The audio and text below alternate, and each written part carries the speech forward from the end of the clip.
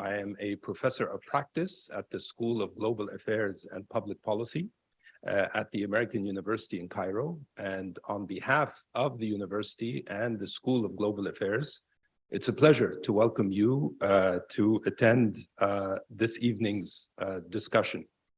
The topic for our discussion this afternoon is From the Far East to the Middle East, a Japanese view on regional developments with a particular focus on the Red Sea region.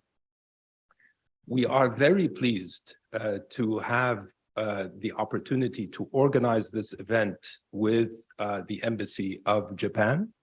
And I would like to take this opportunity to thank His Excellency Ambassador Oka for giving us this opportunity to host this event. And of course, our colleagues and friends at the Japanese Embassy for their support in organizing this event. Before I introduce our speakers and the themes that we will address in the context of this discussion, I want to hand the floor to Dr. Noha El-Mekawi, the Dean of the School of Global Affairs and Public Policy, to say a few words of welcome. Dr. Noha.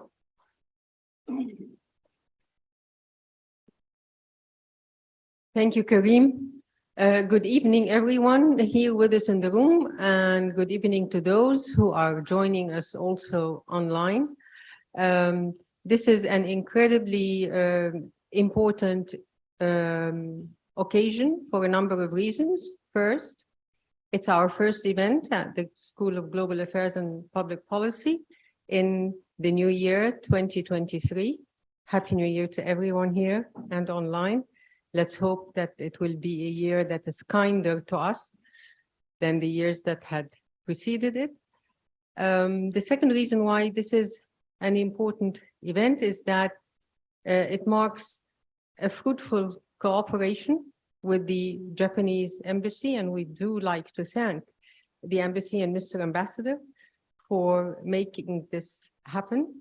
And the third reason why I think this is an extremely important event is the fact that the School of Global Affairs and Public Policy, like many other entities around the world, is convinced that the world we're living in today requires of us all that regions take a new and fresh look at how they are going to be defining their security and how they are going to be part of a world of multipolarity that is fair, just, inclusive, and peaceful. And no two regions have that challenge of looking carefully at their security framework, redefining it, and redefining their place in a multipolar world. No two regions have that challenge more complex than the Middle East and Asia.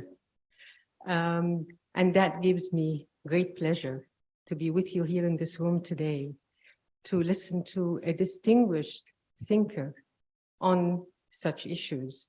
I promise you, the School of Global Affairs and Public Policy will continue to give a lot of attention to this very critical issue of revising, revisioning regions' understanding of themselves, their security, and their collaboration in a world of peaceful multipolarity. Thank you, Karim, for making this happen. I thank all the team at the School of GAPP and the team at the Japanese Embassy for helping us making this happen. Thank you all for being here. I look forward to a wonderful conversation with an extremely distinguished panel. Karim, over to you. Thank you, Dr. Mekawi. I would also like to acknowledge our online participants who are joining us through Zoom. Thank you for your time in attending virtually this discussion. I would also encourage our online participants to submit their questions in the chat function on Zoom, and I will bring in your questions and relay them to both our speakers once we begin the question and answer section of this event. From the Far East to the Middle East, with a focus on the Red Sea. This discussion comes at a very opportune moment, given the recent developments that the region as a whole has been witnessing, and the Red Sea in particular. The Red Sea region is, of course, a vital maritime waterway. It carries between 12 and 15% of global seaborne commerce that passes through the Red Sea annually. Of that, the energy component alone consists of roughly 50 million barrels of oil per day that passes through the Red Sea waterway, and 3.5 billion cubic meters of liquefied natural gas. So you can see the extent to which this maritime route is vital for global commerce. The Red Sea connects two very important maritime passages, the Suez Canal and the Bab el-Mandeb Straits. The region in itself is becoming increasingly a source of energy production, with oil and gas exploration by both Saudi Arabia and Egypt in their exclusive economic zones. It is also becoming a region of very significant urban development, led by Saudi Arabia in particular, with very ambitious projects such as NEOM, the Red Sea Project, the Amala Project. And these are really meant to be sites not only for urban development, but also for innovation that bring in technologies related to smart cities, renewable energy, tourism, and so on. So we could see the Red Sea has the prospects of becoming a zone of cooperation and prosperity. At the same time, the region is witnessing a renewed focus of great power competition and also regional competition within the Red Sea zone. It is also, unfortunately, an arena of conflict, whether in Yemen, whether in the Horn of Africa, whether in Sudan. And this creates drivers of instability, which threaten the overall security of the region, and requires, as Dean McCowie said, a comprehensive, holistic look at how we can ensure the safety and security of this vital area of commerce and potentially cooperation, and turn it into a zone of peace and prosperity. To address these issues, we are very fortunate to be joined by two very distinguished speakers. Professor Satoshi Ikyushi joins us from the University of Tokyo, where he is a professor of the Division of Religion and Global Security at the Research Center for Advanced Science and Technology. He is the founding head of the Open Laboratory for Emerging Strategies at the center. Professor Ikyushi is a leading scholar on Middle East issues in Japan. He is a scholar on Islamic political thought and Middle East politics, and he is a leading public intellectual in Japan, having published numerous works, both academic and non-academic, on the Middle East and Islamic affairs. If we only glance at the titles of his publications, one gets a sense of the scope and depth of his research interests. Professor Ikyushi has published works on contemporary Arab social and political thought. He has also published numerous works on political Islam, and in particular on the Islamic State. He has published numerous works of history, including a very interesting work on the Sykes-Picot Agreement, 100 Years of an Obsession. He has also published works on the Sunni-Shiite divide in the region. So you can get a sense of the immense expertise that Professor Ikyushi brings to this discussion. Professor Ikyushi is no stranger to Egypt, having visited the American University in Cairo, and in particular the Tahrir campus So it's a pleasure to welcome you again, Professor, to our campus, the original campus of AUC. And he was also a visiting professor at Alexandria University from 2007 and 2008. Professor Ikushi, it's a pleasure to have you. Thank you for giving us this opportunity to host you here at the AUC. Professor Ikushi is joined by Dr. Abdelminam Saeed Ali, who I am sure is no stranger to many of us here in this room. Dr. Abdelminam Saeed Ali is the chairman of Al-Masri Al-Yom Publishing House and the senior fellow at the Crown Center for Middle East Studies at Brandeis University.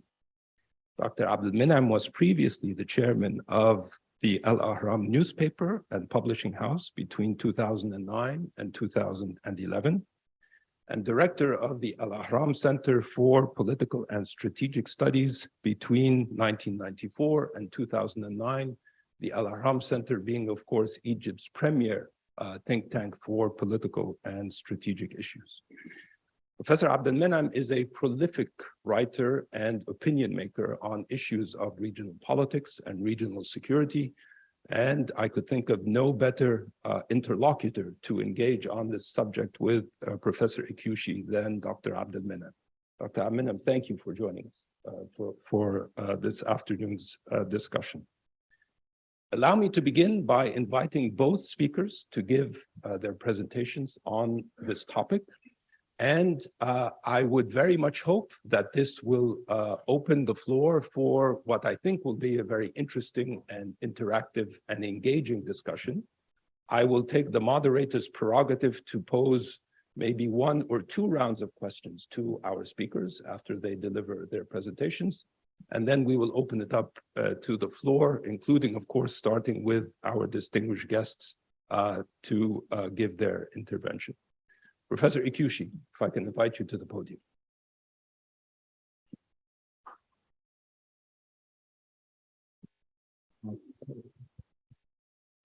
Thank you very much for your very kind introduction. And,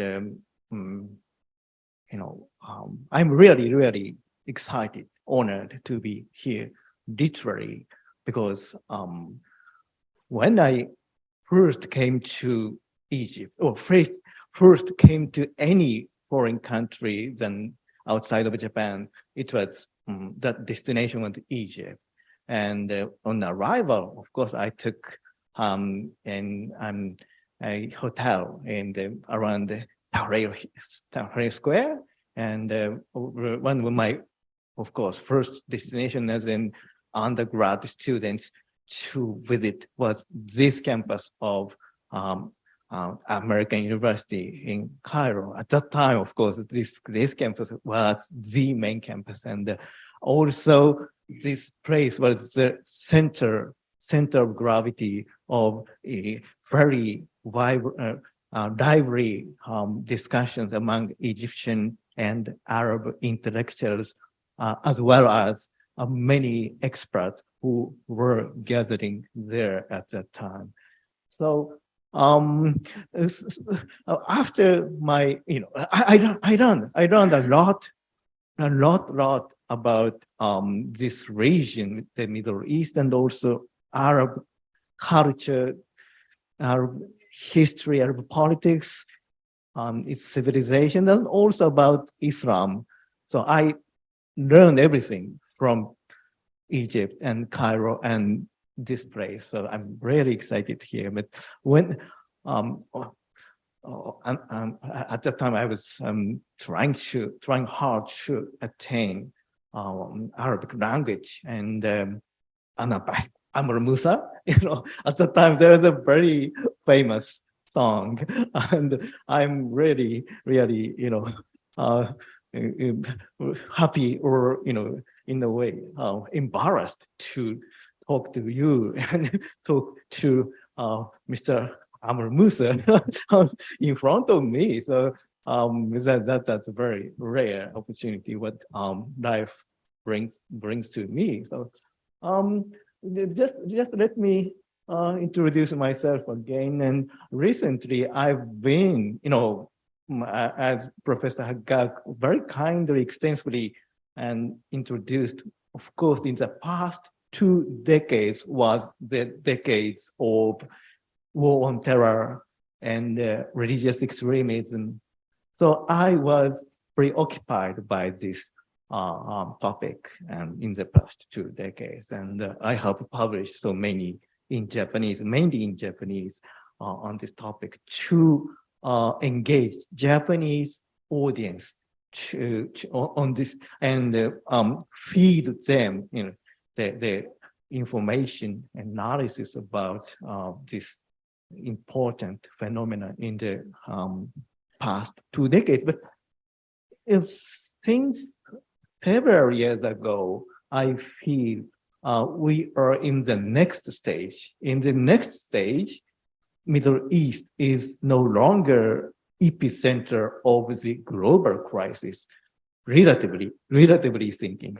Of course, everything is relative. So Middle East is still full of problems, full of conflicts. But at the same time, there is a shift to other areas, a shift of concerns, shift of interest. For example, of course, as everyone knows, Russian-Ukraine issue is now the issue or problem of the global politics, and Middle Eastern countries are rather part of the solution, not part of the problem. So it's a huge change. I didn't expect when I was studying Middle East politics here in this campus. But that's the way our life goes on. So I'm now also adjusting myself to this new situation. Nowadays, I'm rather talking about Japan to Middle Eastern audiences. So these are one of my attempt to input myself or input Japanese views to Egyptian, Arabic, and Middle Eastern media and its discourse on politics and international situation. So one of them is my recent one is just New Year article of 2023 published in a Shark News recently established website, and another one is my column published in a Shark AUCTV, and one of my articles is published with Dr. Abdul Monem Said Ali. So we worked together in one occasion on the pages of Ashar Qur'an. So, and I have prepared a long lecture, muhadara, in Arabic. Muhadara is like a 1 hour lecture to make you sleep well. But I have arrived. I came back to Egypt yesterday, but since yesterday, I have already started a lively discussion with intellectuals like here. So I have already started talking, discussion. And so this time you limited just 10 or 15 minutes. So I just omit almost everything, but I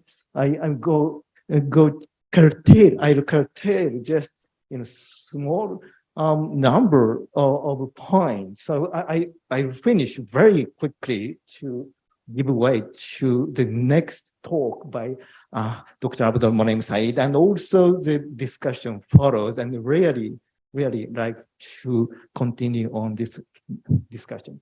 So 3 points.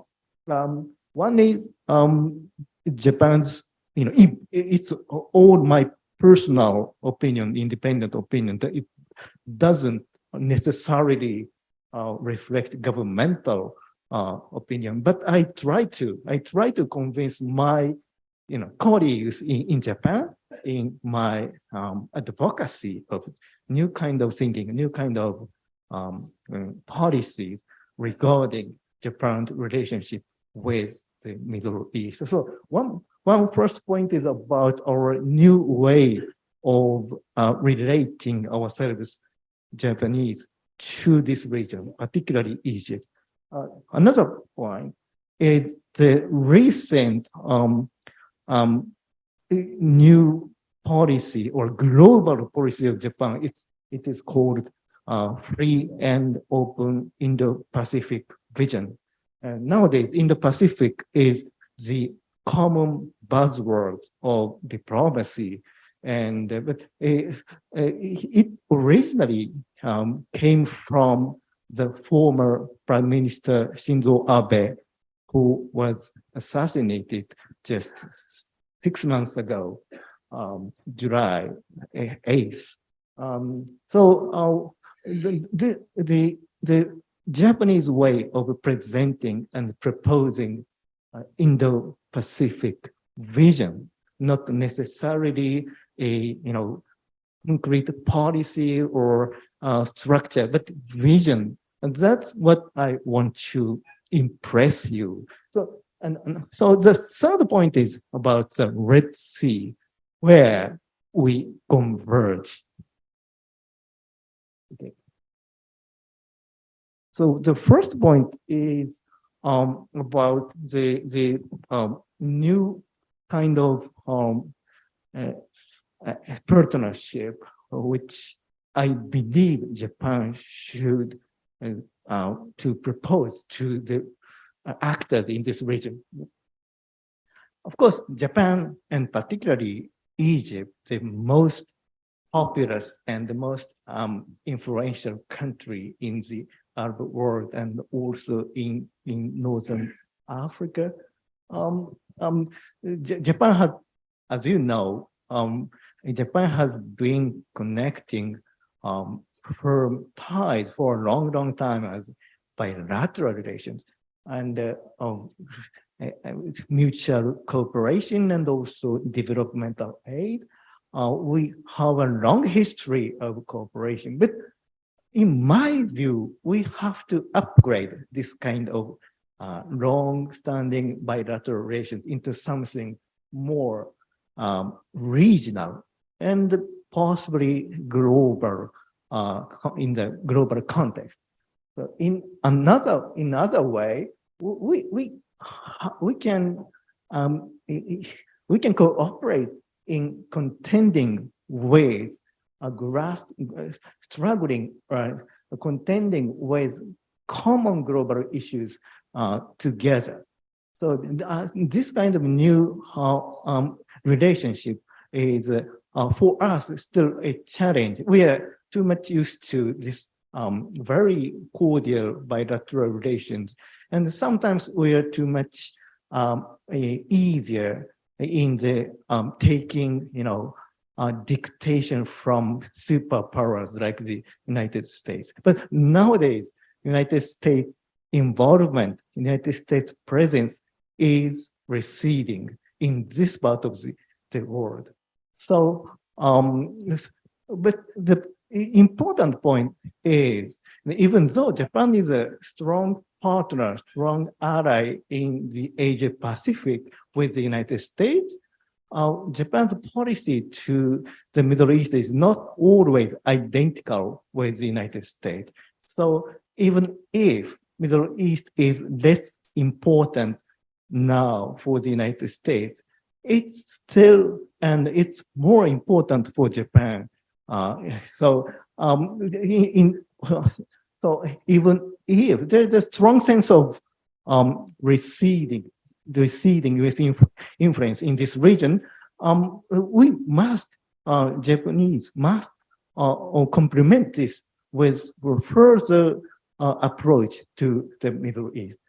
So in a way, less American leadership, but more direct cooperation. So that's what I propose to my Japanese colleagues in Tokyo or in embassies. And so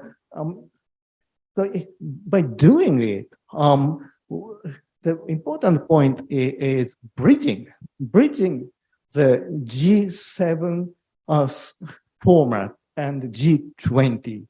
And Japan is the only Asian member in the G7 countries. But the Egypt is a leading country in this G20 world.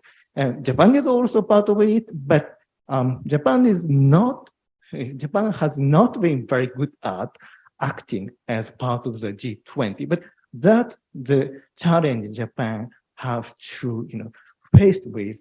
And Egypt is a very good partner for Japan in bridging the gap, huge gaps imminent in the face of Russo-Ukrainian war. Egypt is a very good partner for Japan to be more effective in this G20 world where we are relatively new. Japan's Indo-Pacific vision, and in the most recent Economist magazine published just a couple of days ago, there's a long story about Indo-Pacific idea and who's behind it. Of course, Mr. Shinzo Abe and policy thinkers around him. They are very senior, but senior friend of me. I summarize this idea. Basically, in the Pacific vision is Mr. Abe's legacy. And it's a vision. It's mistakenly called as strategy, but actually it's a vision. Of course, there's skepticism or criticism. It's only a vision, and thus there's no content. It's too vague, something like that. But it's a legacy of Abe, and Abe's way is not proposing the world some concrete system or a concrete project, but it's a proposal of an overture for the world to join freely on the condition of fulfilling some basic conditions like freedom of navigation or rule of law and connectivity. Of course, Mr. Abe's long tenure as Prime Minister in this tenure, he met innumerable number of world leaders. And he was always between superpowers and also regional and emerging powers and reconciling with them, between them. And Indo-Pacific idea is one of his most renowned legacy. Actually, it's symbolic.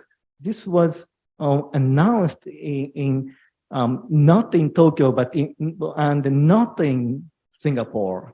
It's announced in Nairobi, Kenya in 2016 at the conference of the Tokyo International Conference for African Development. So this is always a very packed PowerPoint from the Japan's Ministry of Foreign Affairs and the Prime Minister's office. This is the idea of the vision. This is this vision is basically declarational policy. So it's declared that the existence of this vast area as a common opportunity to anyone. So nowadays, there are too much talks about Indo-Pacific strategy as competing with, of course, China's BRI. Of course, for the United States, that is what the real intention of them. But actually, from Japanese point of view, Indo-Pacific vision is a declaration and open arms to any country, small or big. So in this idea, Mr. Abe and the policy thinkers around him proposed to the world to join this vast area of opportunity. And so where the Middle East and where Egypt is situated. So this is an overall map of this Indo-Pacific vision. And Suez Canal is the westernmost part of this, even though it's this aspect of the Middle East and Egypt as a part of it, it's not so stressed until now. So I am, as an expert on this region and Japanese, trying to convince people here in the Middle East and there in Tokyo, Japan. So the Suez Canal and Red Sea is the part of this long corridor of world civilizations and industrial nations. It also connects major energy sources and its consumers. And there are several choke points. Of course, one is Suez Canal, and the other is Bab el-Mandeb. Also, there are some Asian choke points, but Japan is now contributing to secure part of it. Not all, of course. Japan doesn't mean to be a major superpower, but Japan cooperate with many regional actors to maintain this vital lane of transportation. So one effort is Japan's mission in the Gulf of Aden. Japan set up a security base or facility in Djibouti and participating the anti-piracy effort in the joint effort with other countries. So it's called a counter-piracy mission in CTF 151. This is the mission. It's an ongoing mission, and it's going to be continued. But where? This is a picture of some of them. So Japan's area of operation is limited in this part. Of course, it's a division of labor, but the next step will be in the Red Sea. If we have very good partner, we find some partners on occasion, opportunity. So in this place, we converge. As you have known, Egypt is also now joining this joint effort, securing Red Sea, Suez Canal, and until Bab el-Mandeb. CTF 153, the fourth one, is now commanded by Egyptian commander. It was changed in the last month. Of course, Suez Canal is the most important choke point, and this picture was almost traumatic for Japanese. And the Japanese-owned tanker container ship was literally choked this important canal. Thanks to engineers and workers, Egyptian workers, thanks to them, great effort, it's opened.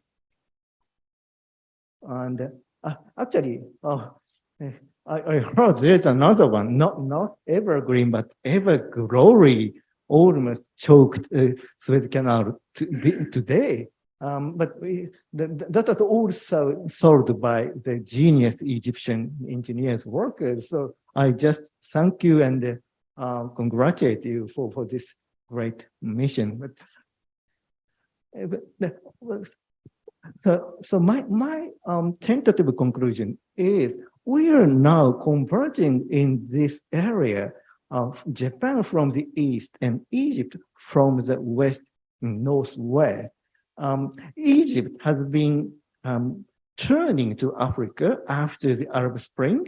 And of course, Egypt has a long history and a long debate about the identity. Egypt is on one hand, a Mediterranean country, and Egypt, of course, part of the Middle East, but Egypt is also an African country. And present administration under President Sisi, I think the priority has been put on the African. So Egypt has been relatively successful in this African term in the past decade, but Red Sea is the next opportunity for Egypt. And now in the eastern shore of the Red Sea, northeastern shore of Red Sea, there's a huge development plan. And also, as you mentioned, in the Yemen and Eritrea, there are conflicts and the threat coming from adjacent regions like Iran, and Turkey is also expanding its mission in this area. So there are economic opportunities and also some security threat. And Egypt has been keeping very good relationship with almost all of these countries, like Saudi Arabia, Jordan, Israel, also Sudan. And so Egypt's leadership role is more than ever wanted. And Japan's effort to secure Indo-Pacific have to find someone to make partnership, and Egypt is this possible partner. That is my kickoff presentation. Thank you very much.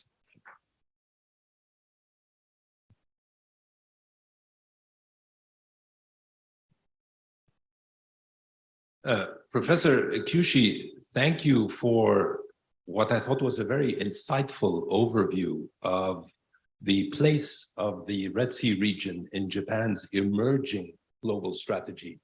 You left us with much food for thought. And I think you also left us with a very important open-ended question. You emphasized for us the imperative of cooperation to help secure and stabilize this very vital region. And I think that puts the burden on all of us to try and devise mechanisms as to how to achieve that cooperation. You stressed the importance of the bilateral Egyptian-Japanese cooperation for securing this very vital region. And that, of course, has to be complemented with broader thinking in terms of regional frameworks that can complement this cooperation to help secure this region. So thank you for that overview. Dr. Abdelminam, allow me to hand the floor to you.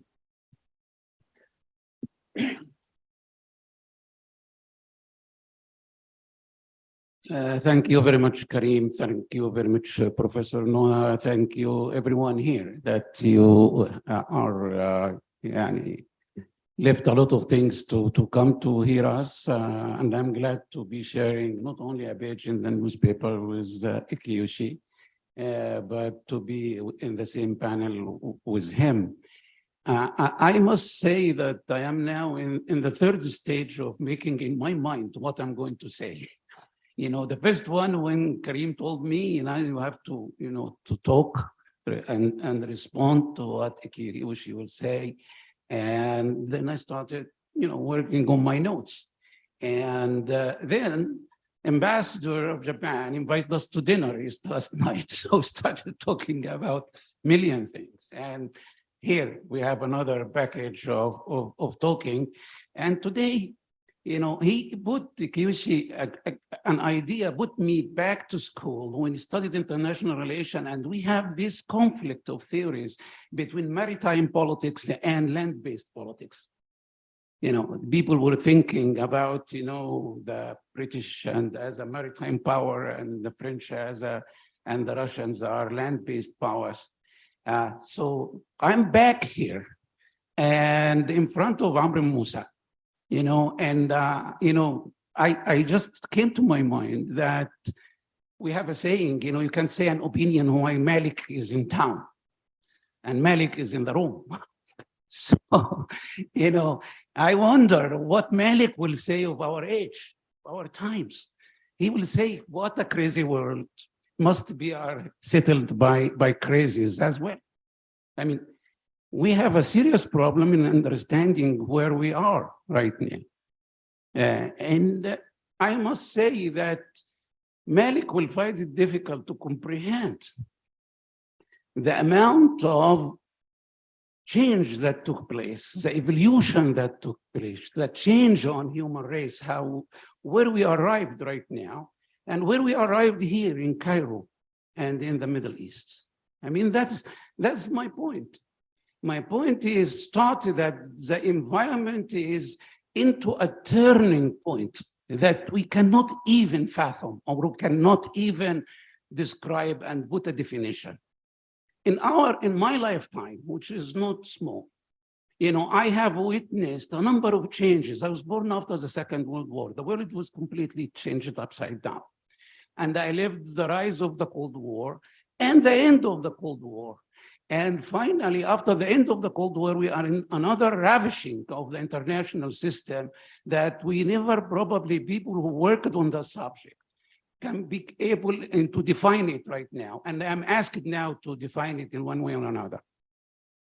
So some of the things I will say that as a kind of a given for me in my discussion, because I will emphasize the issue of regionalism in the Middle East, because that's where we will go and go to the Red Sea and complete what Kiyoshi started.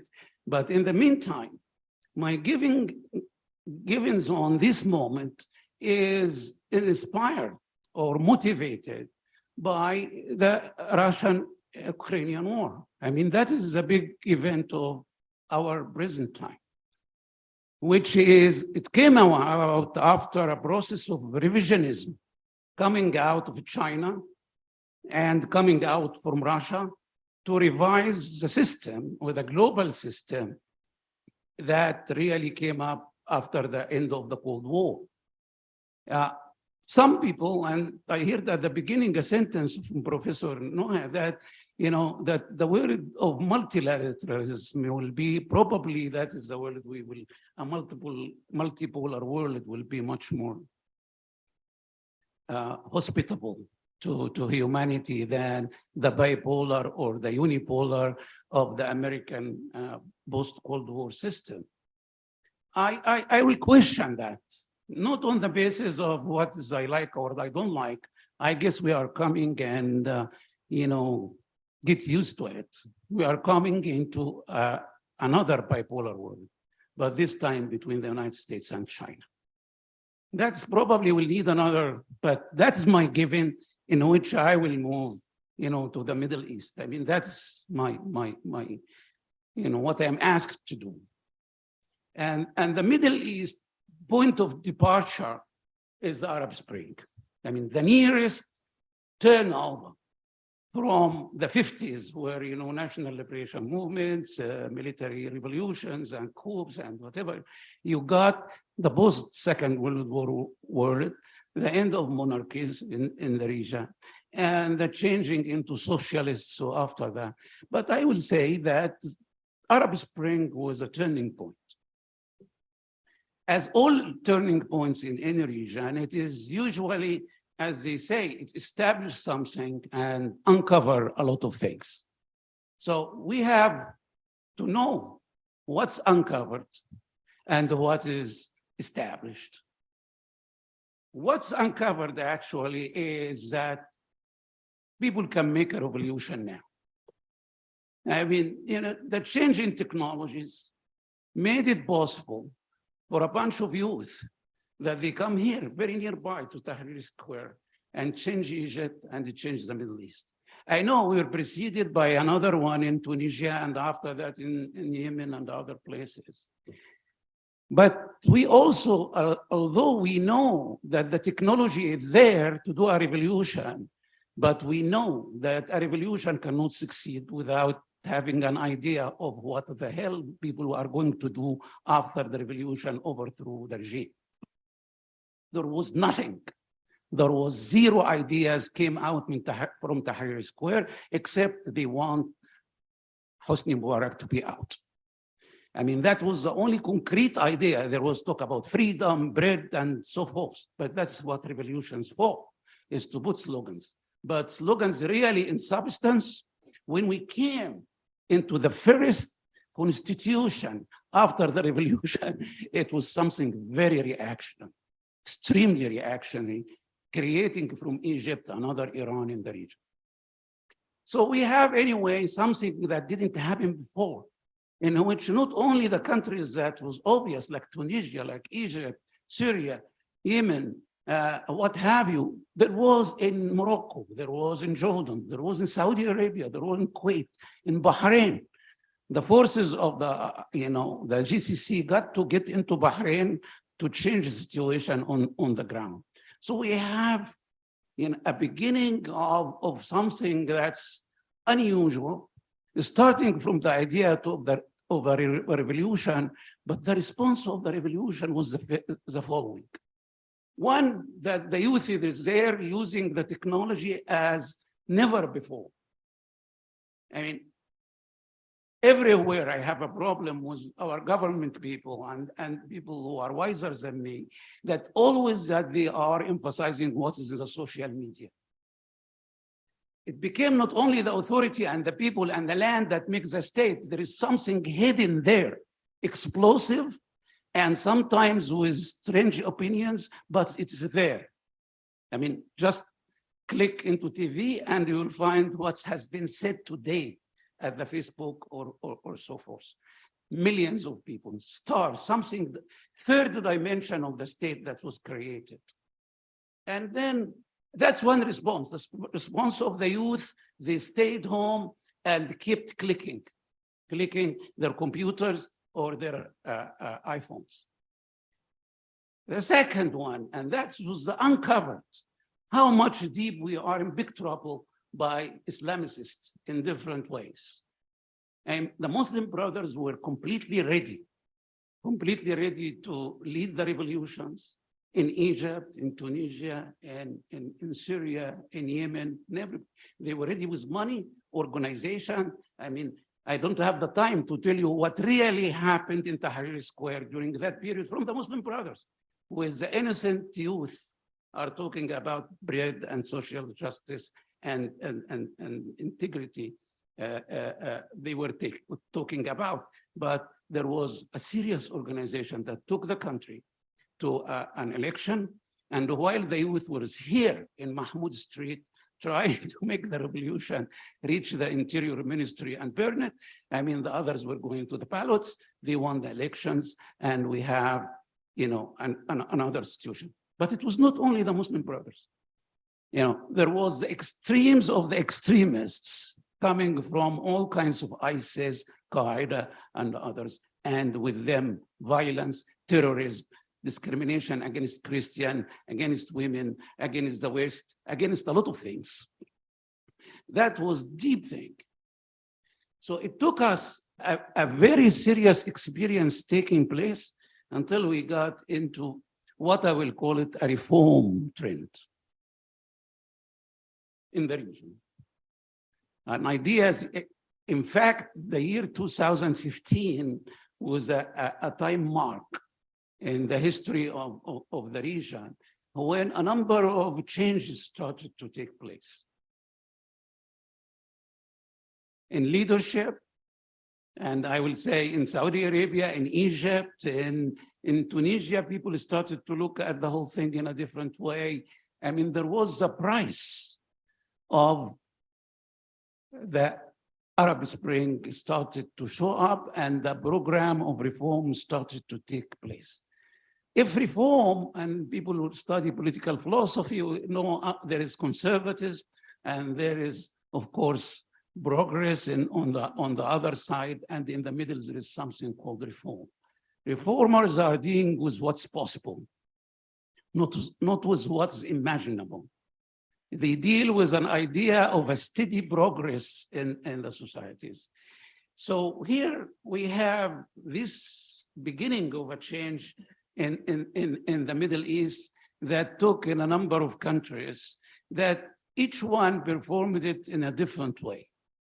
In Egypt, there was the overthrow of the Muslim Brothers. That's the first defeat of the Islamists, a serious one, political, definitive, popular, was another popular revolution that led to the overthrow of the Muslim Brothers, and sets the stage that we need to build this country first. Building it in not only an infrastructure way, but also in material way and thinking way, facing issues as critical, as delicate as renewal of religious thought. Anyone, of course, and many of you know Egypt is a very conservative country.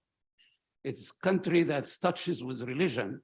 I used to sometimes to trying, to make jokes or something. Egyptians created the idea that we cannot live without a God, without a religion, very deep-seated. But we have here the politics of the Middle East started to change towards a number of basic ideas. Number one, the nation state. We are back to the idea of the nation state.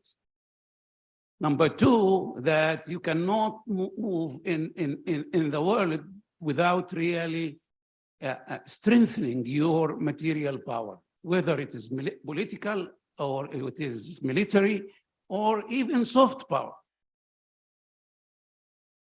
Number three, you got to challenge the idea of deep-seated, revisionist, and reactionary thought. And for that, what we will see in Saudi Arabia is actually a reform that's coming very close to an idea of revolution. I mean, because it was a response to how the situation was very bad in Saudi Arabia. I didn't dare to visit Saudi Arabia until the change that took place in 2015. Aside from all the things, and I know will come to mind, from Gamal Khashoggi to other things, but really the country is changing.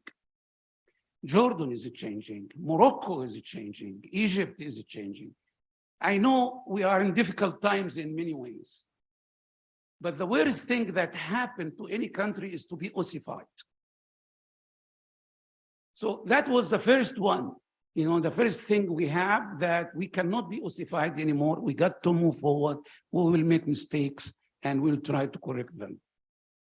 And we are in a moment of correction right now, as the Russian-Ukrainian war is really affecting Egypt very much. But what we will do in the region, something close, not exactly what I will call it, concert of Arabia, like the concert of Europe. I mean, people who know how Europe changed after the French Revolution is really to start a kind of, I won't say an alliance. I didn't want to use a strong words that does not describe the situation really. We're still in the beginning of a change, but countries who really combine reform was more conservative on looking at what to move, not to do things quickly, not to institutionalize everything, not to make a race between who is going to be the leader. Something like Camelot, in a sense that is people sit on a square table with no leader really. I know among diplomats, they will say who is really Egyptian diplomats in particular, and Saudi diplomats will say who is really on the top, who is the leader in the region. I will say that every country is expressing its note. The countries that sit with Biden and sit with Xi Jinping in China and trying to really to work in the region. It didn't start this way. It started with polarization in the region, because in terms of the regional context, it was Qatar, it was Turkey. I know you all done in the game that it was against Egypt and against the GCC countries. And there was, I will say, a kind of clashes. But there was another turning point. Something people sometimes get into sanity after a lot of insanity. So they got into what I will call it the AULA manifestation or declaration, a GCC summit that decided that, again, we will have to work out the region. Work out the region by restoring relationship with Qatar, restoring relationship with Turkey, opening communication between Saudi Arabia and Iran. And before that, there was another big steps that happened. It was not only Egypt and Jordan that made peace with Israel, but also another four Arab states making with Israel. More important, and I say it's very maritime ones, two steps were taken by Egypt, which I think it was revolutionary in Egyptian diplomacy. Number one is to work on delineating maritime borders. Delineating maritime borders with Saudi Arabia, delineating maritime borders with Greece, with Cyprus. That created a lot of opportunities. I mean, big chunks of land became what I will call it, you know, I don't call it, the people on international law call it exclusive economic zones, in which will come things that's gas and oil is becoming like a linkage, working the role of iron and steel in the European experience. So we have one model at least in working on that and creating the East Mediterranean gas club or forum, in which there are 7 states of it, in which the Palestinians got a seat like the Israelis. And that's created all the ideas about also the Red Sea that Karim referred to and the professor referred to. I understand with the map that put with the professor is actually, if the map was a Chinese, we will have the built and road map of China. I mean, you get in which you look at the world from your geostrategic angle differently than the way we see it here, or I see it from the region, is how to deepen that within the region. And within we will take from the world. I mean, if China can run Haifa airport while is helping building the administrative city in capital city in Egypt and making a big agreement with Iran in the same time, we can do the same. I mean, things are not in a Cold War mood. If you are not with me, you are against me. So that's where we are now. It's the process of building a kind of a new concept of Arabia. Inside the idea of concept of Arabia is the idea of, how we can settle that mad world we are in. The call of President Sisi during the COP27 on the Ukrainians and the Russians to end the war was a call for the rest of the world.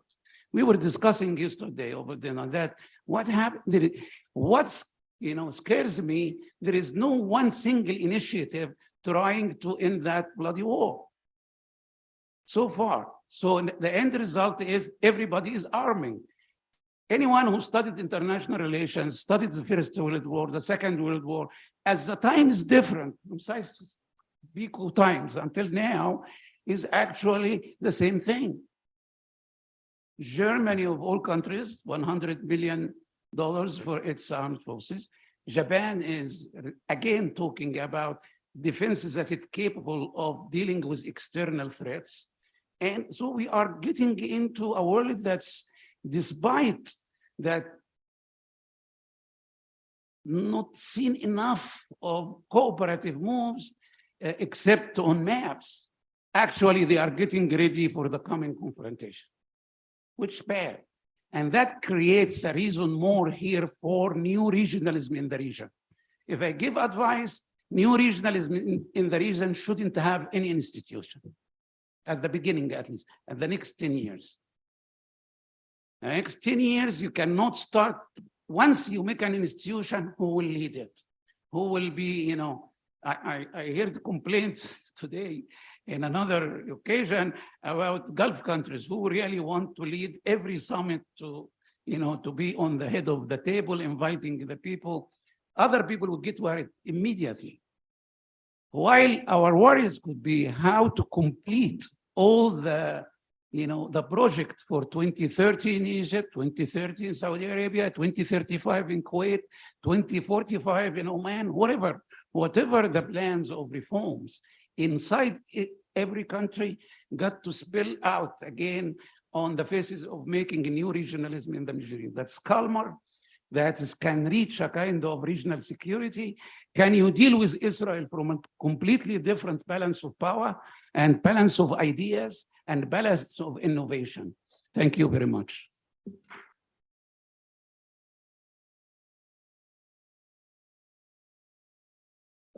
Dr. Abdelminam, you have really contributed immensely to our discussion because you provided what I thought was a very interesting contrasting perspective to that which was presented by complementary and contrasting, and a very interesting contrast and useful for us to think about. Because Professor Ikyushi gave us an overview of the region from a very global macro perspective. And in the context of that perspective, he discussed the linkage between the Red Sea and other strategic regions, primarily the Indo-Pacific, the importance of the free flow of maritime commerce, the security of maritime routes, whether the Suez Canal or the Bab and Mandeb. So it was a very geostrategic, geo-economic perspective. And it was really a vital, very important insight into how this region is becoming integrated into the strategic perspective of great powers and emerging powers, especially from Asia. Dr. Abdelminam gave us a regional perspective, because when we look inside the region, at ground level, as it were, we have to talk about the dynamics between revolution and reform, the changes brought about by competing ideologies of modernity and traditionalism, sources of very important factors relating to the conflicts relating to religion, ethnicity. And that, of course, links with a very important dimension which we should not forget, which is human security. So we talk about regional security, maritime security, but this is, of course, a very conflict-ridden region with refugees, with issues of poverty, of hunger. So the human security aspect is one we should not overlook. So this, I thought, was a very interesting contrast of perspectives from a global and a regional perspective. And that, of course, leaves us with a very rich agenda, which I would like to pose to you, and I'm sure our audience would also like to press you on several aspects of your presentation. But before proceeding, I would really be remiss if I did not acknowledge the presence of His Excellency Amr Moussa with us this evening. Minister Moussa has been a long-standing participant in our events. He brings, of course, tremendous experience and insight to these very important and complex discussions. I think Professor Abdelminam, Mr. Minister, really put it well by describing you as Malik, or as a wise voice in these very important discussions. And I'm sure that your perspective would be a very valuable addition as we continue this discussion. If I can call on you, please, to take the floor and give us your comments on the presentations you heard, or on your perspective in general on the issues that were posed. Please.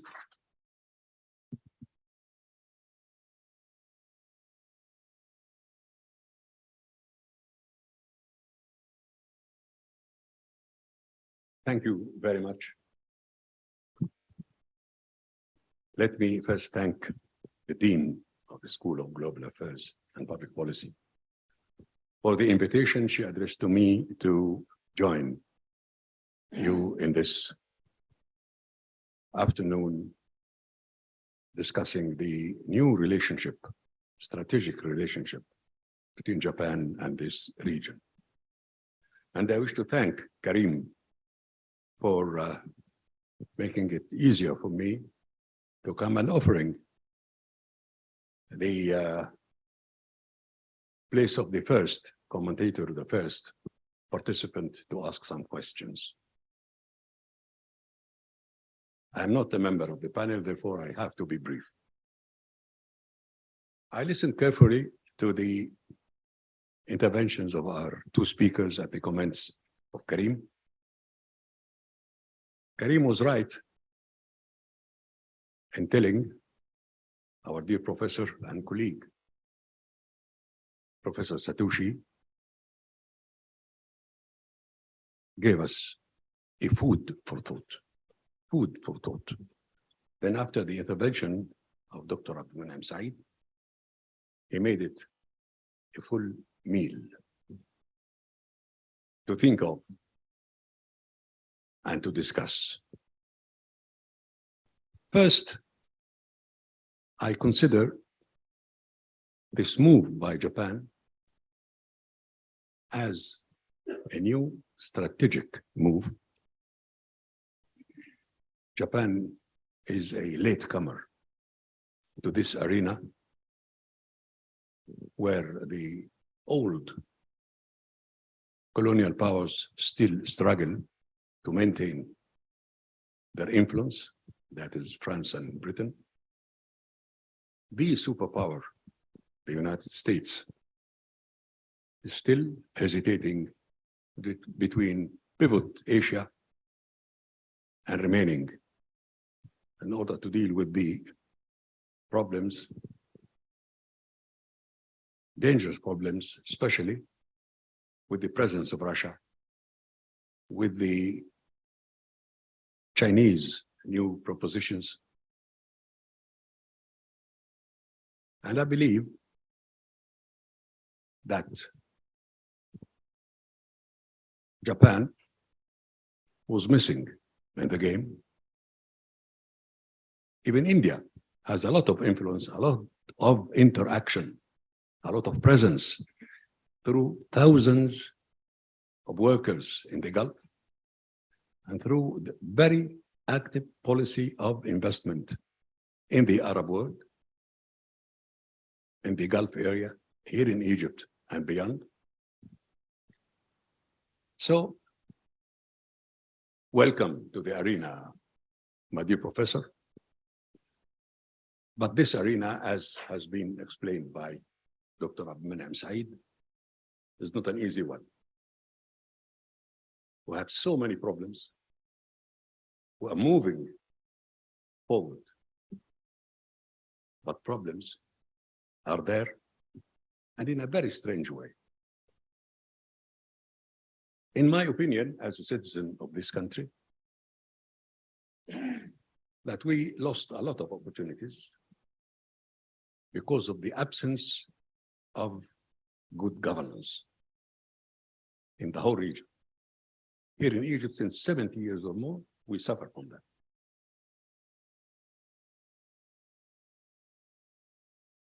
But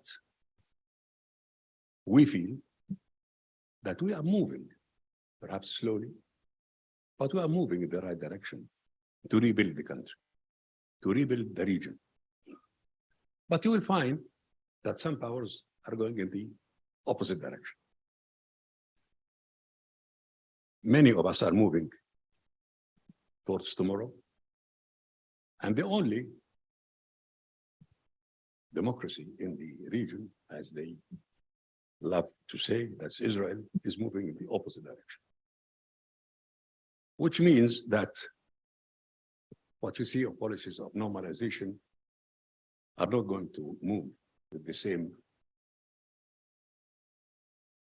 enthusiasm, perhaps, or the same speed as before. You cannot have such a policy, a successful policy, or a policy based on some logic to normalize and make things quieter, while the other side is making things very difficult. So again, welcome to the region, welcome to our area here with the change, both positive and negative. At the same time, there is something interesting in the introduction just made about the policy of Japan, that it is a policy that links the ocean to the sea, from Pacific to the Red Sea. Perhaps avoiding the term Middle East, avoiding any other difficulties, but he uses this term between water, through water, until the waters of the Red Sea. Why the Red Sea? The Red Sea, in addition to the oil, the gas, the fisheries, the opportunities of economic opportunities, but there is something new in the Red Sea, which is the presence of many military bases in the southwestern part of the Red Sea. A lot of tension about Aden and the entry to the Red Sea. With the Suez Canal in its north, that means the Red Sea that links Asia to Africa, and then the whole region to the Mediterranean.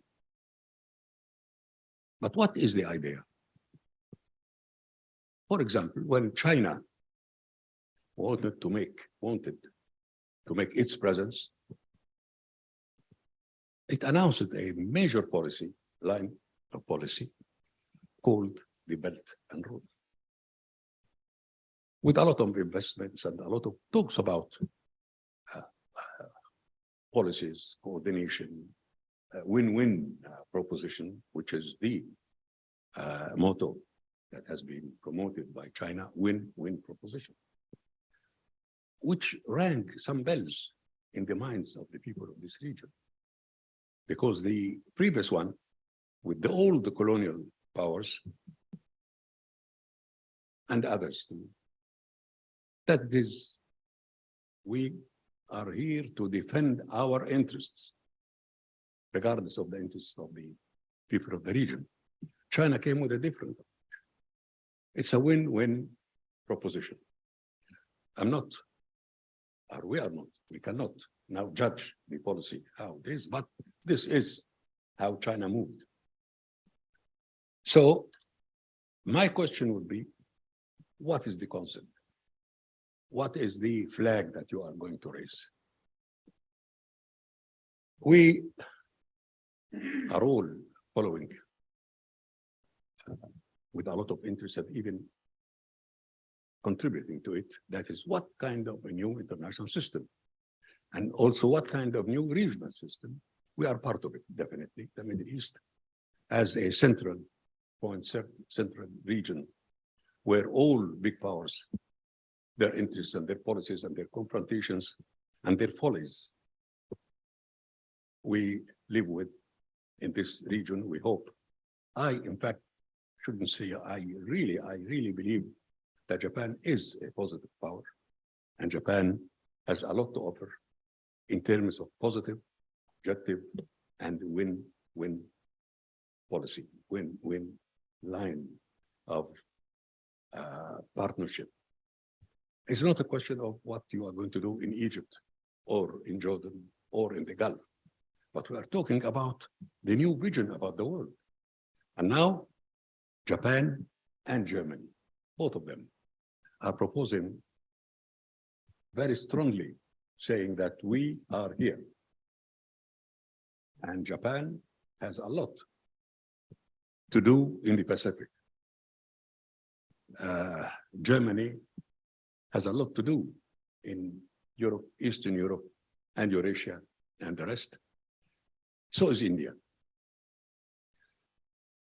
I hope, for the shortness of time, to finish by asking you,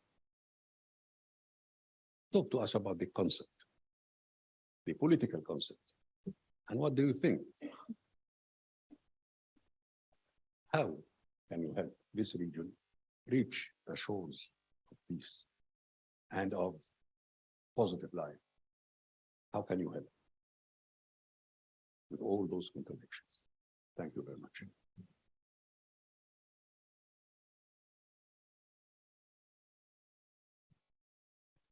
Mr. Minister, thank you. As expected, your perspective adds great value to our discussion. So allow me to take your question that you posed to Professor Ikushi and bring it to both of our speakers, to the professor and Dr. Abdelmenem. And let me just, Professor, if I may, accentuate the challenging question posed by Minister Musa about Japan's role.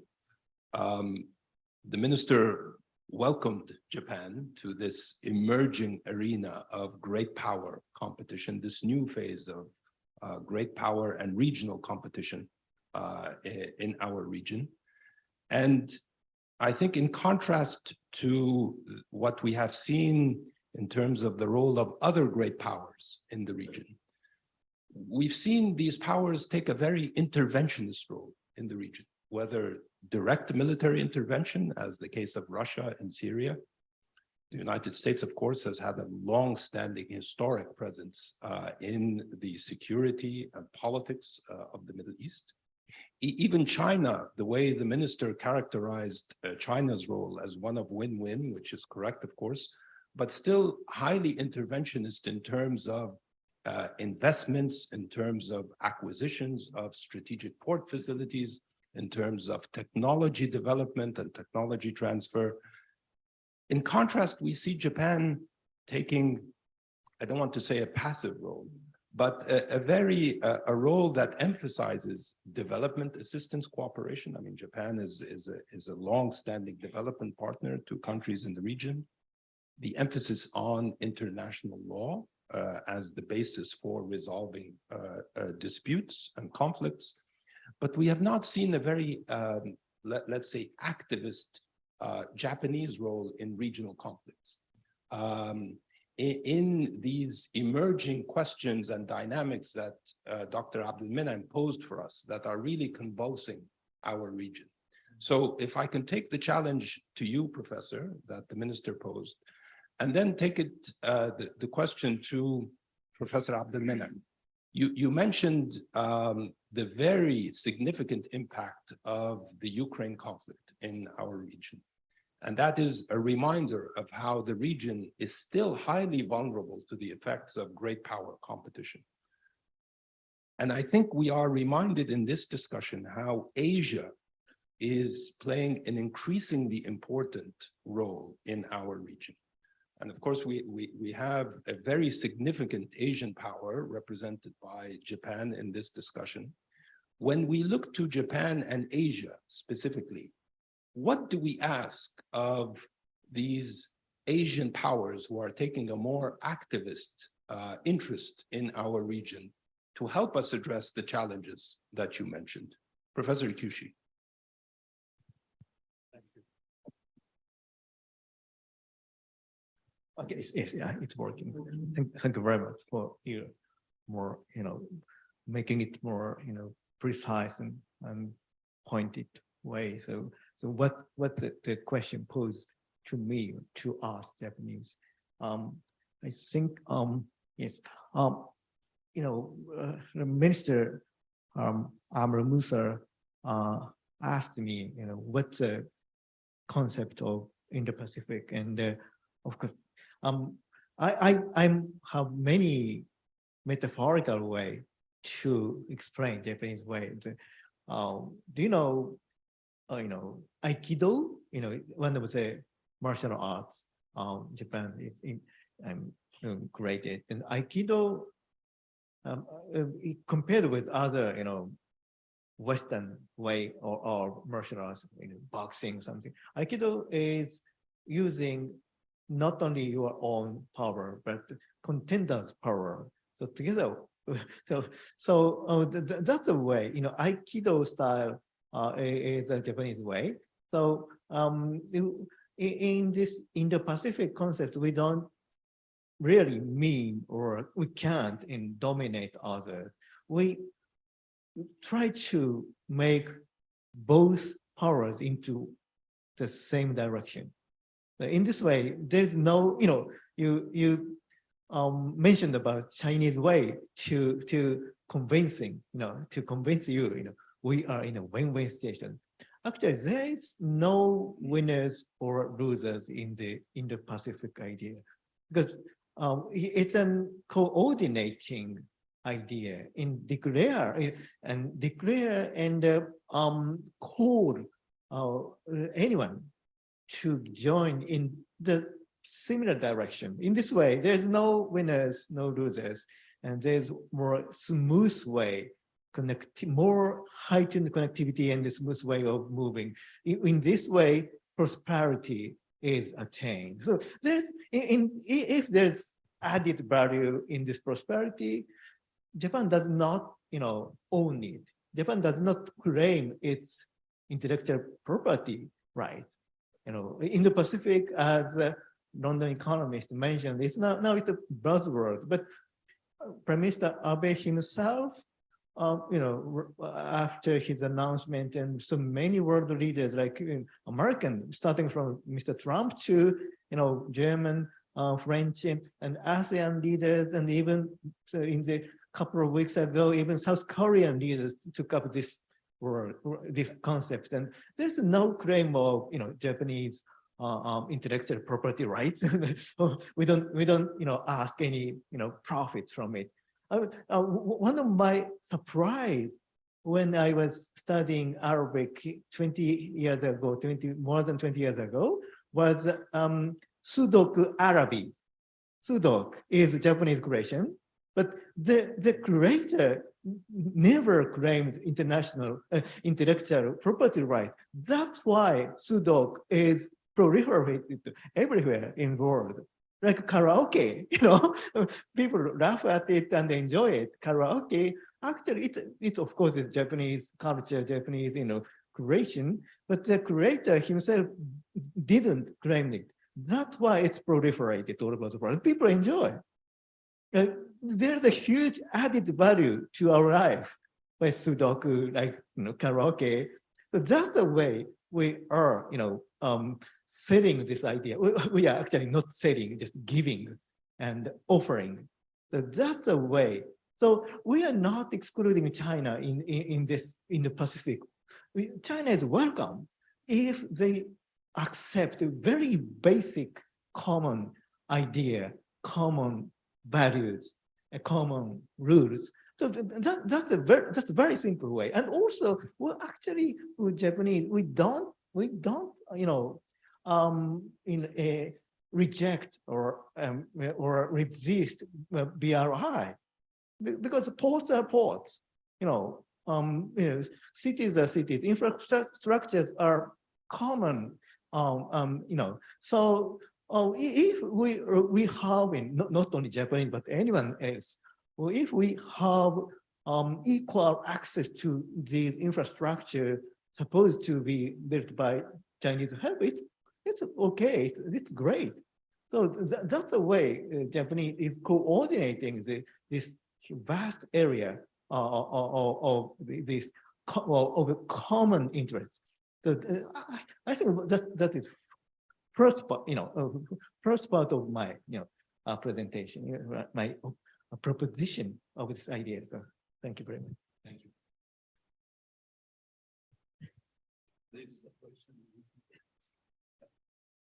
So the title of this discussion, Dr. Abmenem, is From the Far East to the Middle East. Yes. And for decades, the region has had to contend with the effects of great power competition in the West. And now we see this gradual introduction of Asian great power politics into the region. What does the region ask of Asia now that there is this renewed and growing interest in the region on the part of Asian powers?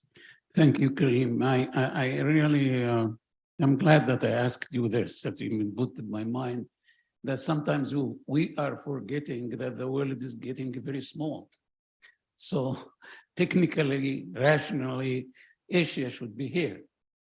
I remember, in our, childhood, we heard about the Asian-African relationship organizations. Part of us were active in that movement in the past, as Asia and Africa after decolonization is really representing the rising developing countries.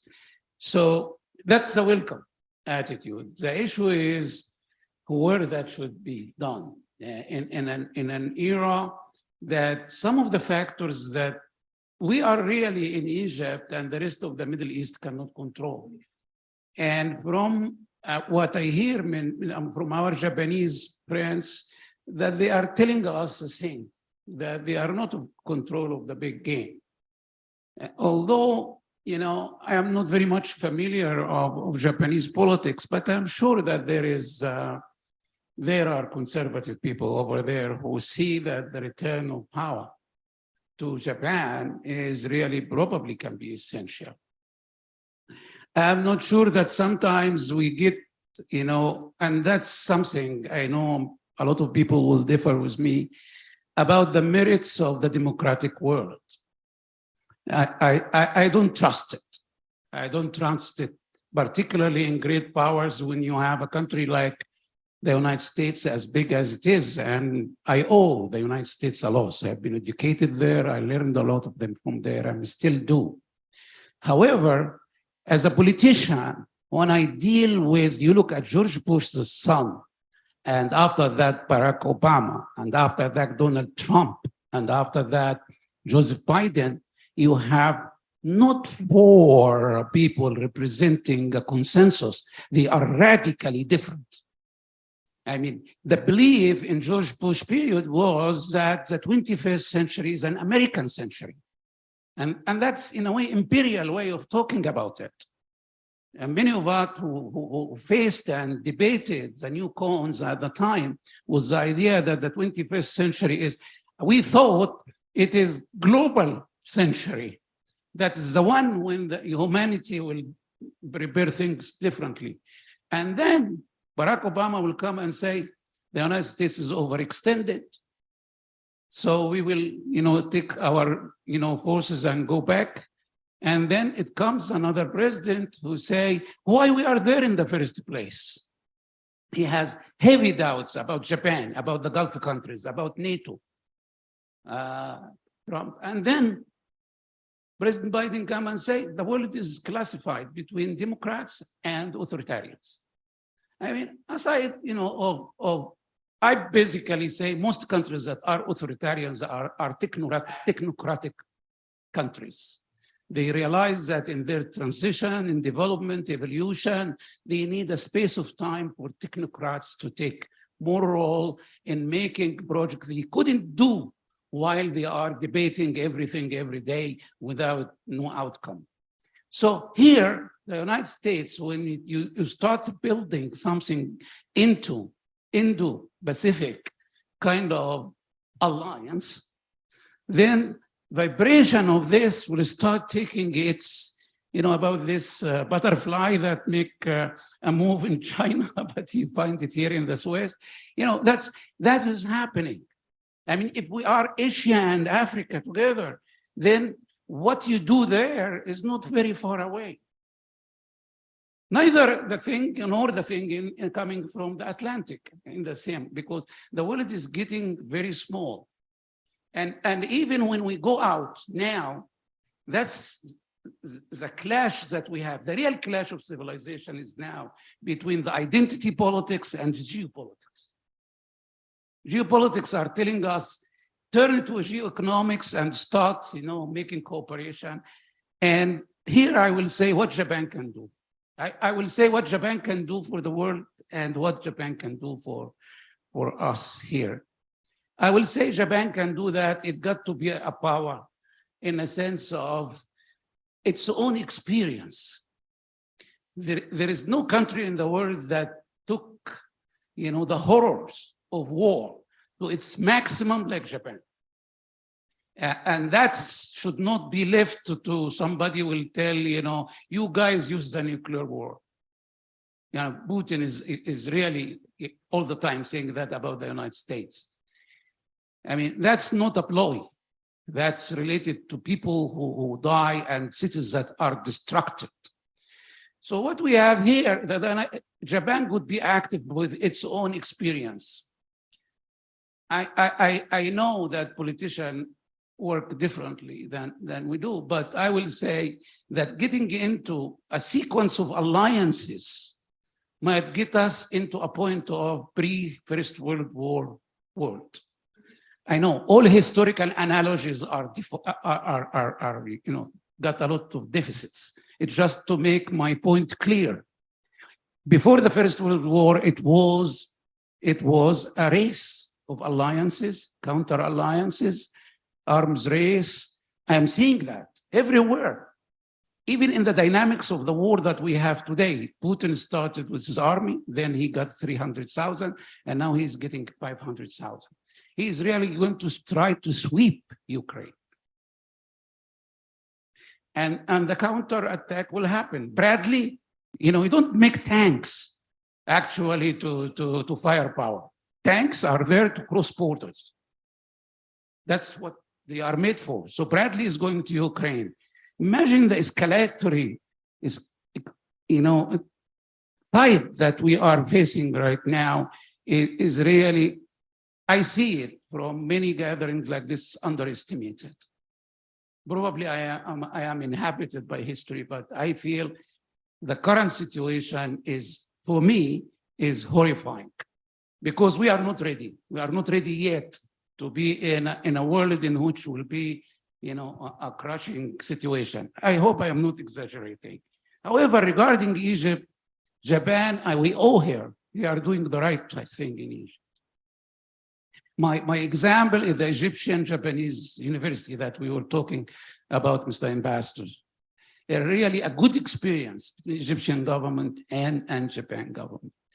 And really it's about creating a base for scientific research in Egypt, because that's what we miss. We actually know what to do, but how to create innovative environment. And as I know, and I hope the knowledge I got, that already Japan is planning with the Egyptian government to do something on the solar energy on Sinai and east of the Suez Canal or west of the Suez Canal, and also something like larger than the Popian plant in Aswan. So that's, I understand that's under discussion and serious discussion. That's why, because it fits nicely with our plan of things in Egypt.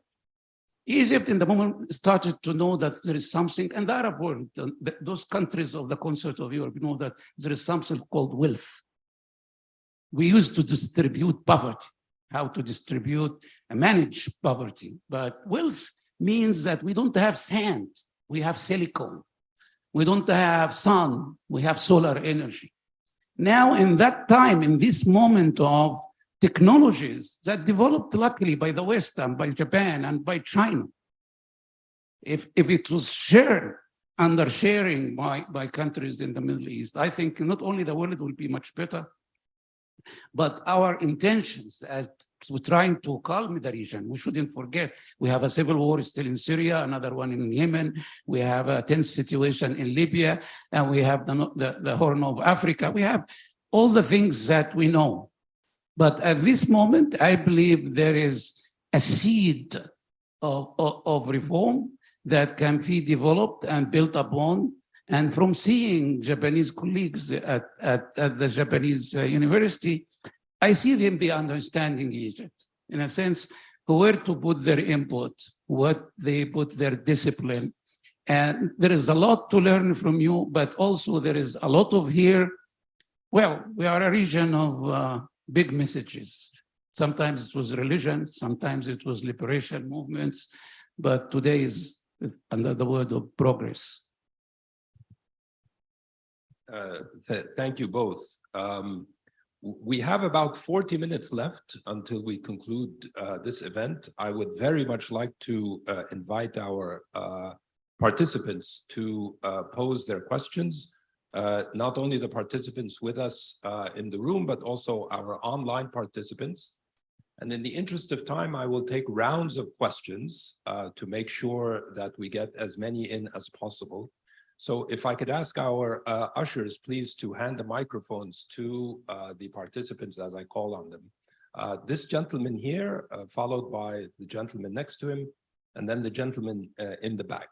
And if I could ask you, please, to keep your questions brief to allow our speakers to address your comments. Yes, so this, hi, professors, Professor Satoshi and Professor Abdulmanam Said, of course. So this is Ahmad Mustafa.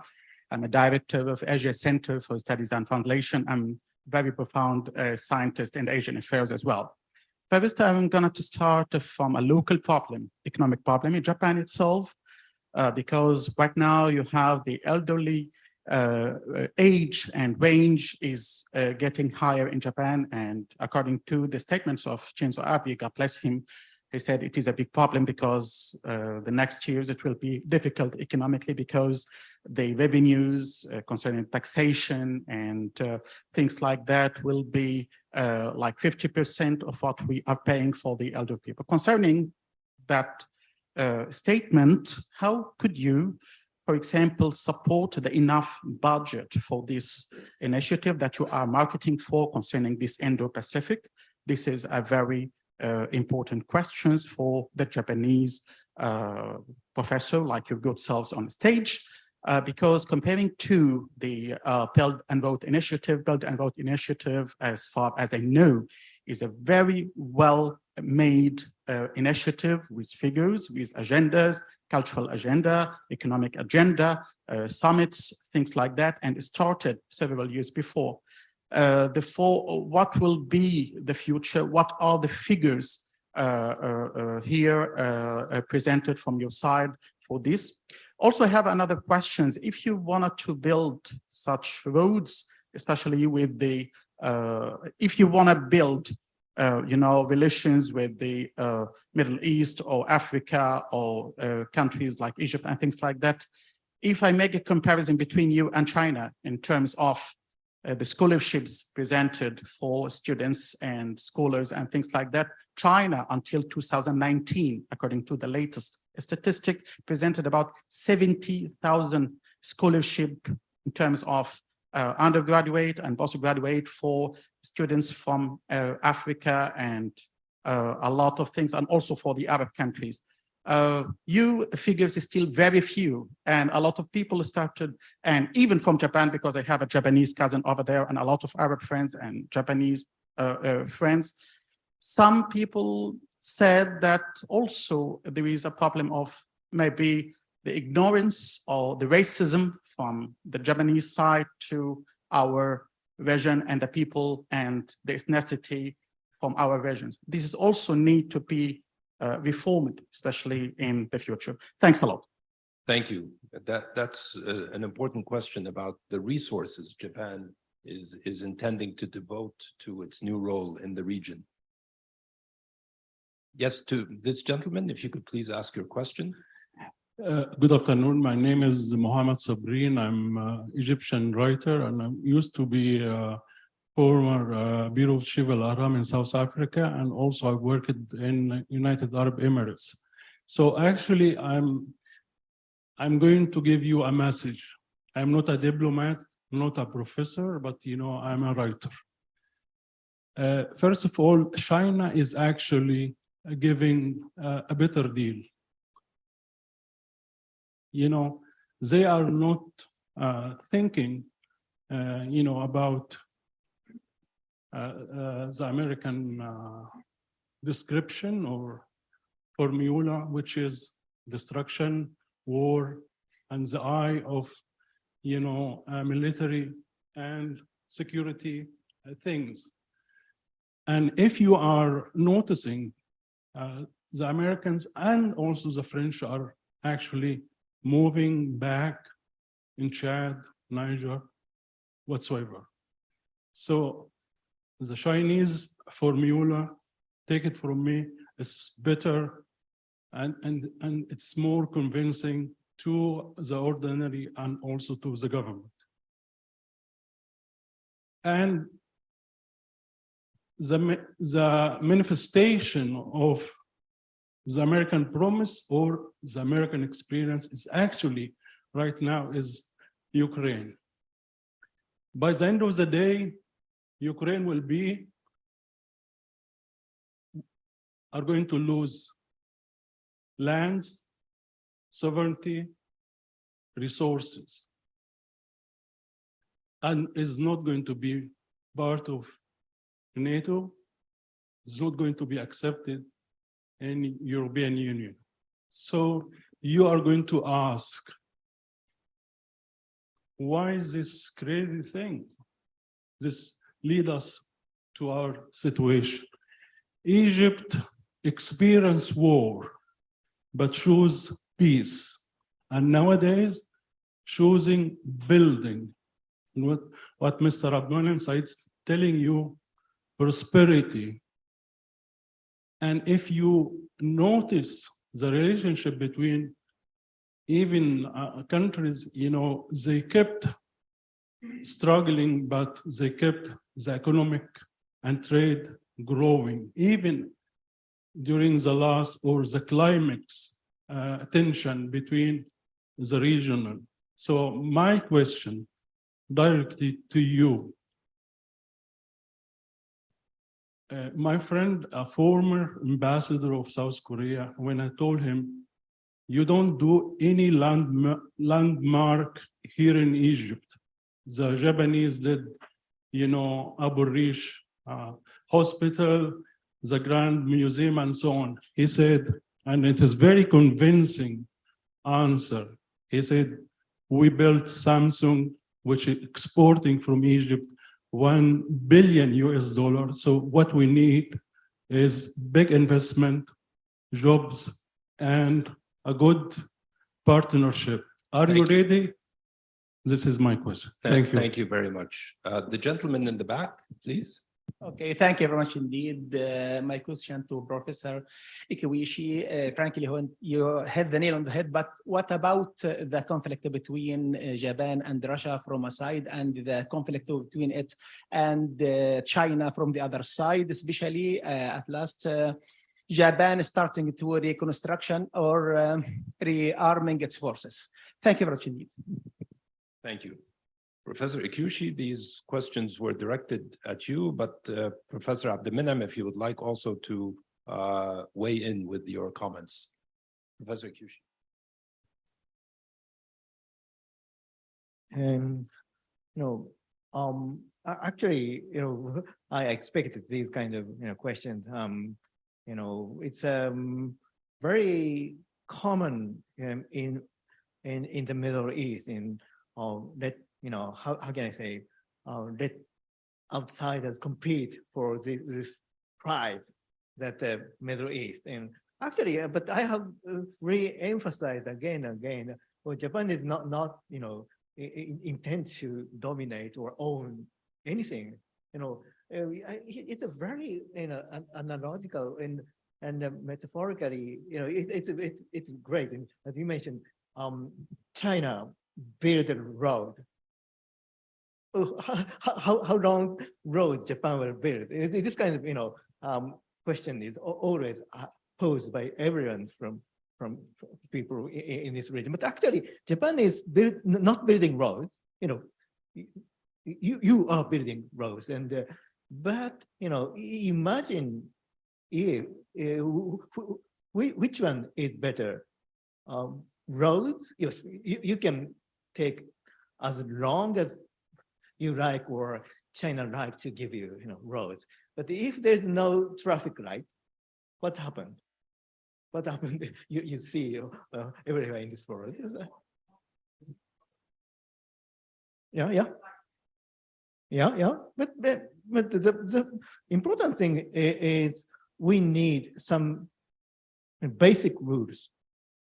And actually, outside power, if they compete, and if you let them compete, we don't have, some a common, traffic right. That's the problem here. So Japan is offering something like that. Anyone can build a road here, but the problem is there's no rules, no set rules. So that's the way. Of course, Japan is also pledging some huge amount of money in TCAD process, but actually it's just a number, and it's just number is, basically, estimate of the future investment by private sector, because if so, the money depend on the recipient side. It's not the development aid. It's a future cooperation in the between private sector. If there's a common set rules for both of us, so that's the way we are proposing the next step. I think this competing powers, outside powers, how much we build, how much building we give you, how much, how long road we build it. That's a past idea. The relationship will become more reciprocal. And if there's some problem of, lacking common basic rules, we just, propose something, the common ground. So that's the way the Indo-Pacific vision is created and proposed. I think.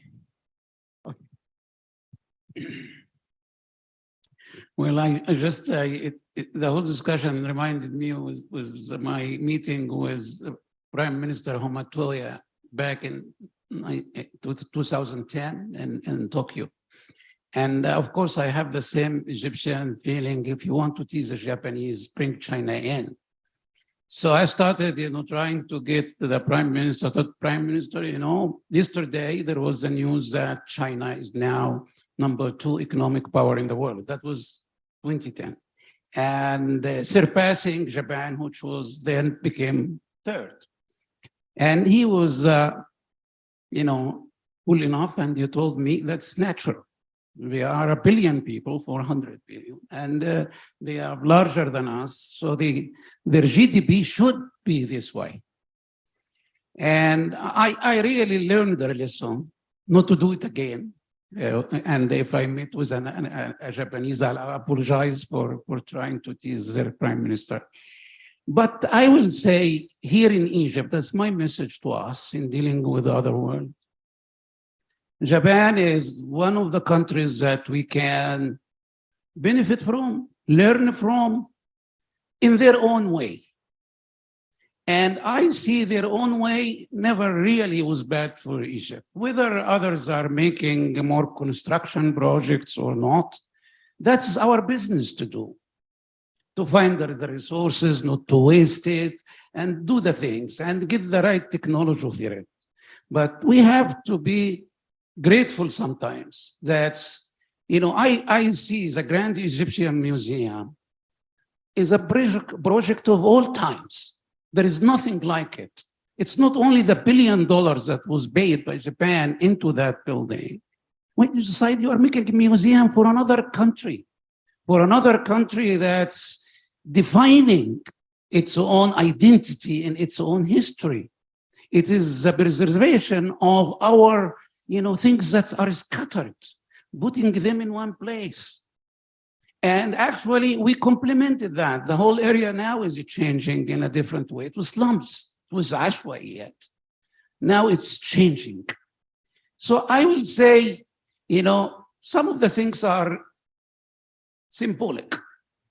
When the Cairo Opera was built by the help of the Japanese, were very kind enough to tell you, we understand that karaoke is not going to be the one in Egyptian, image or imaginary thinking about art. And that was very kind of them. But we have the Cairo Opera. We have to remember that the Cairo Opera came after another Cairo Opera was burned because of neglect or terrorism, whatever, but it was burned. And now to get like a rescue to our national, honor, I will say, to have the opera, to be a country with the opera. That's what I will say. We are, on the university, there is in some of our education schools with Japan, other industries, there is a lot of things happening in our relationship. If I'm asked Japanese for anything, is much more dialogue, because actually there is a great possibility that we both will be hurt. We don't know. I mean, the world and the history work in a strange way. And a lot of consultation, not on the level of diplomats or politicians, people, thinkers, that got to interact with each other on that. That is really from where we can both get much more wisdom. I'm reminded by Margaret Thatcher when she was there, she wanted to know about the Soviet Union. And they brought to her diplomats and people who work, business people. She said, no, I want scholars. Get me scholars, researchers, people who spend their lifetime, studying the country and other countries. I hope I'm not selling my job, but in the same time, I want to say that the answer for her was consultants, the people coming from think tanks and the university told her, one of them told her about a guy with the name of Gorbachev in the Politburo of the Soviet Union that might be, the first man for change. And we know what happened after that. Dr. Abdelmenem, I should thank you because you made my job as moderator very easy, because I could not think of a more, no, you did that splendidly. I could not think of a more hopeful note to close than what you said, in that you reminded us of the truly positive, forward-looking role that Japan has played as a development partner for Egypt throughout the years and throughout the political changes that Egypt has went through over the last decade. And that I think is something we should acknowledge. And really, it provides a very solid basis to build on the vision that you proposed for us, Professor Ikushi, about expanding that cooperation to the regional level to focus on issues of peace, security, and prosperity. So with that, I would like to thank both of you gentlemen for what I thought was a truly insightful discussion. Before I bring this event to a close, I would like to invite His Excellency Ambassador Oka to perhaps say a few words in closing, and for me to take this opportunity to thank you again.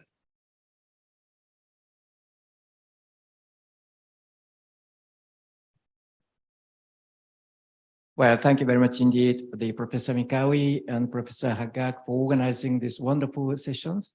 And of course, thank you very much, Dr. Abdelmenem and Professor Ikeuchi for being such a wonderful, provoking thought. And thank you very much indeed for everyone for attending with us, for making such a rich the discussion. I don't want to make myself dilute this rich atmosphere discussions. But the standing here reminds me the days, 40 years ago, I was commuting every day from the Doki. I was staying with the Egyptian family to Tahrir, the schools to learn Arabic. So to the famous proverb, whoever drinks from the Nile is bound to back to Cairo. I'm very happy to be here. The 40 years they brought the tremendous changes. The physical features, Cairo city has changed. The satellite city is proliferating, they connected with each other, excellent infrastructures. But one thing remains unchanged. That is wonderful, warm hospitality of the Egyptians. And another thing which has not changed is the friendship between Japan and East. Through this friendship, we have built, as you have been talking about, the legacies of the symbols of friendship, starting with Opera House, the bridge starting the Suez Canal, Peace Bridge. Now we are working on the Opera House, the Aberystwyth Children's Hospital, and universities, and also the schools. If the Middle East is changing, and then they enter into a new Middle East, and the key is reforms. In Africa is the most vibrant regions for the entire humanity. And if the regions of the Middle East and Africa is combined to be addressed to reduce the risk and enhance the opportunities, there is no other partner for Japan's other than East to work for, to make sure the regional partnerships to make contributions for these regions. Based on this rich discussion, of course, as a government, we will put all the discussions to actual actions. So we very much like to count on your support for the friendship between Japan and East. But at the same time, we very much like to hope that this year is going to be a very much better and prosperous and peaceful year for all of us. And thank you again for your participation. Thank you very much. Thank you, Ambassador. To both speakers, my sincere appreciation. On behalf of AUC, allow me to thank all of you, both our in-person participants and our online participants, and also those who helped make this event a reality, whether the GAPP staff, who I very much appreciate their assistance in organizing this meeting, and our wonderful Political Science Students Association, who volunteered to come and give their support in running this event. So thank you all, and we very much look forward to having you in our future events. Thank you.